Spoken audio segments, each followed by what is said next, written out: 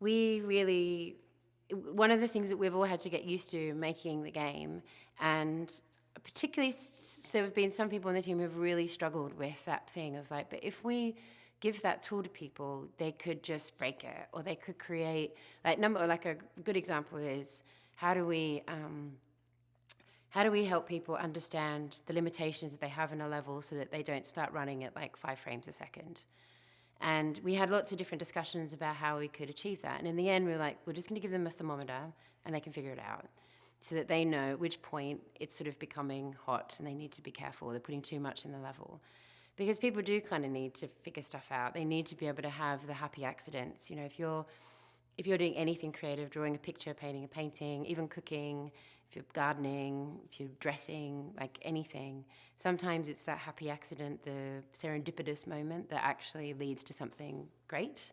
So the more that you constrain people when you're actually trying to give them the tool, almost you're doing them a disservice. People are smart and people are able to navigate around things going wrong, and actually, like when we have seen what people have done in the community, it's often them taking a bug and actually playing with that has created some of the most incredible content that's out there, and that is to be embraced. It shouldn't be feared.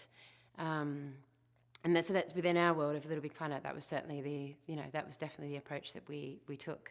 I mean, obviously when you're making, like in the play side, you don't want anything to go wrong and you want people to have that experience. So it's different when you're focusing on like keeping people in a fantasy and playing through a game. Then you don't want the world to explode and do crazy things.